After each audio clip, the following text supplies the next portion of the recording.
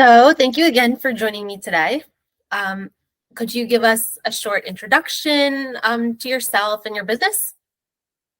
Sure. Thanks for having me, Katie. I am Sandra Nomoto. I am in Vancouver, Canada, and I don't really have a business name, but I operate as ethical marketer and book whisperer. And that's because I do various marketing tasks specifically for vegan companies. And then I also help authors, and I'm an author myself.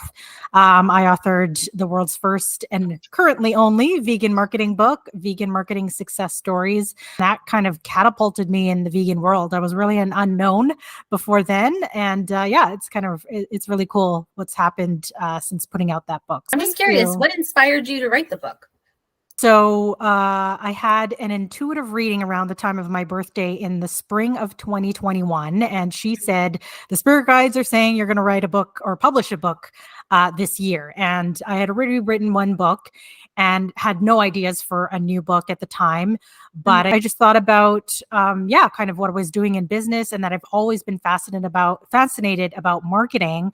And now that, I was a fairly new vegan as well, 3 years into being a vegan. So I Googled and to see if anybody had done a book about vegan marketing, and nobody had.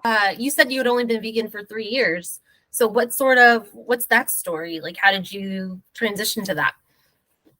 Yeah, spring 2018 is the date that kind of my vegan anniversary, but the journey began 11 years earlier. So I had seen Earthlings at the end of 2007, really impacted me deeply. And I knew that veganism was kind of that northern star that I wanted to work toward. So it took me about 2 years to cut meat out of my diet. But for me, it was actually health. So for many years, not related to my dietary transitions, I've had this undiagnosed digestive condition that my health team was not able to pinpoint. Thought, okay, I'm going to go back to my naturopath, see if I can get more answers about this. And she said, let's do a food sensitivity test. So I did this test, found out I was sensitive to dairy, among other things. And I came to the end of that 4 months being, I was able to do without dairy. So I guess I can be vegan now. And so that's the date. Yeah, that's the date that I count from. And of course, once you do food, everything else, your clothing choices, your personal product choices are so easy. So that was the journey for me. I feel like it changes your life in such a positive way, and even in ways you don't even expect. No, absolutely. Yeah. I mean, I can't speak for every vegan, but for me, it was, of course, the ethics. Like, I learned what happened to animals. And then over the years, as I was reading more books and watching documentaries, you learn about the environmental impact. You learn about the health impact and how it can reverse chronic disease, and then the workers that are in the industry. And hey, we could be solving poverty if we shifted the food that we give to animals to actual people who need the food. There's just so many boxes that veganism checks. But yeah, my symptoms actually have gone away. And then of course, like starting a business in this industry and just being a voice, through what channels I have, the small following that I have, I found just connecting to that community of vegans is so important. Especially when you're running a business, it can feel so alone. But when you have other folks, who believe in your values, and there are some really great vegan communities out there that are also focused on business. It's really great when you're able to tie kind of your business life with your values. And so, it's really impacted me in ways that I never imagined when I originally went vegan. I was interested in speaking with you about advertising, but I've noticed more and more plant-based companies starting to use traditional advertising channels, particularly commercials. I was really interested in this Impossible campaign where they were doing the hot dog rollout, and they did this fake holiday movie skit. So I'm just curious, did you see any of that? I watched it online, and I think it's interesting. Like, they really are going the trend, kind of hopping on this trend. So if you haven't seen the commercial, really it looks like a commercial for a Hallmark movie. A girl comes into a small town and then she finds love, where it's unexpected, like that kind of commercial, very cheesy. I personally don't know if it's going to help them sell those products.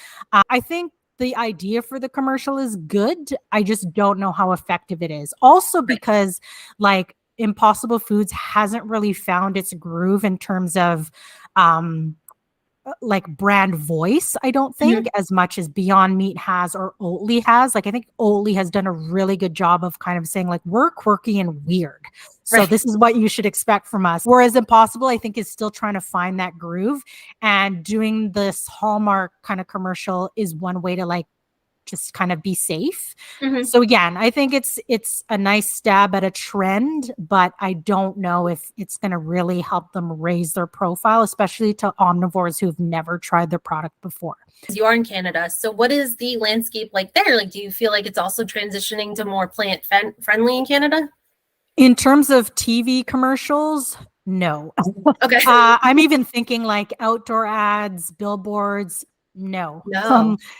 We are your little cousin over here in Canada. We don't deal nearly as much with the same level of marketing budgets that American companies have. I would say, yeah, you're just not really seeing that level of advertising here. Social media, of course, because social media is it's totally accessible. But yeah, in terms of like that kind of advertising, we're not seeing it here in Canada. And so we were emailing about the Super Bowl because you mentioned the Super Bowl in your book, how there were only 2 vegan companies that had ads at the Super Bowl. It was PETA and Oatly, I think you wrote. Yeah, I think those are the 2. And then Beyond Meat didn't really advertise, but Carl's Jr. had a burger that used Beyond Meat, and then they advertised in the Super Bowl. So yeah, I mean, really, it's 2. So the blog I wrote last year was just about wondering if they were going to have any more commercials for plant-based products in the Super Bowl. And is the Super Bowl, do people care about the Super Bowl in Canada? Yeah, I would say so. But again, we may not be seeing the same ads that you are. And so if the next day, a headline comes out and it's like, oh, this ad that came out, we will probably have to look it up on YouTube because it might not have aired here where we are. But the Plant-Based Foods Association, at least in the US, we're having an constant increase in sales in plant-based products. We're up to 8 billion in 2022. More and more restaurants are starting to feature plant-based foods. More of the US population is starting to get engaged with plant-based foods. So I don't know. I'd be interested to see if we see a little bit stronger. I didn't see any plant-based presence last year, and I was kind of looking for it. So I was a little disappointed, but I'm hoping, maybe this year things will change. But it's tough. It's tough to change the way society thinks, I literally just saw an article about a London steakhouse that started selling plant-based, they call them flanks, let's say flanks, by a company called Redefine Meat.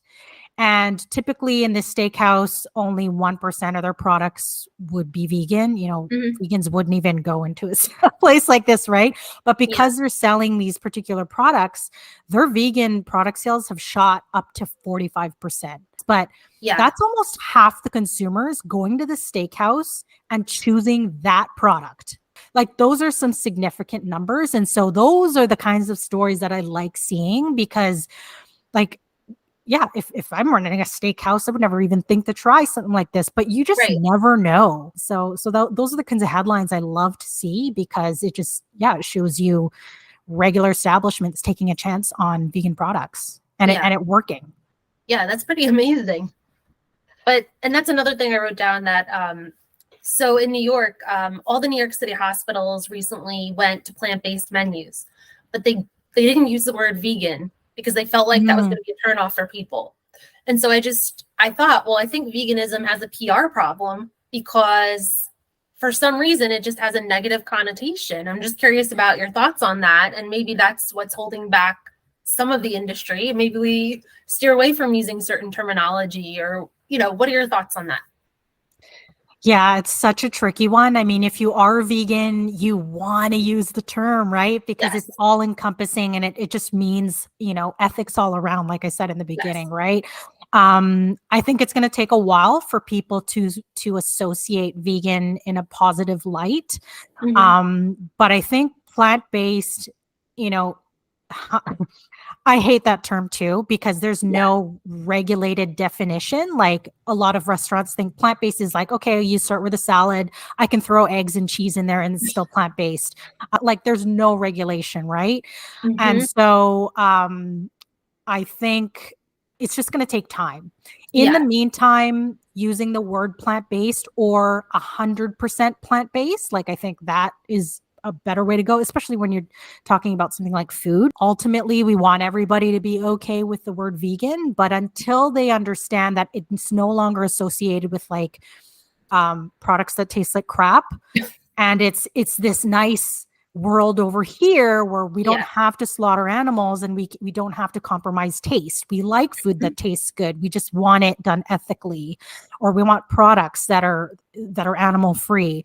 We don't have to worry about them being treated badly, or workers being treated badly. Like until people have that education piece and then start to understand, oh, vegan is a good thing. Like we're going to come up on this for quite some time. So yeah, of course I'm not happy about it, but I think it's kind of where we are right now. Yeah. As a movement. I do think that even if you just made some different choices, you'll have some positive impact. And like, if more people realize this, like imagine you can change yourself, you can change the world. Tell me what you're working on now that you think you want, people to know about. Or so one thing that I'm trying to do is get 1,000 people onto my monthly newsletter.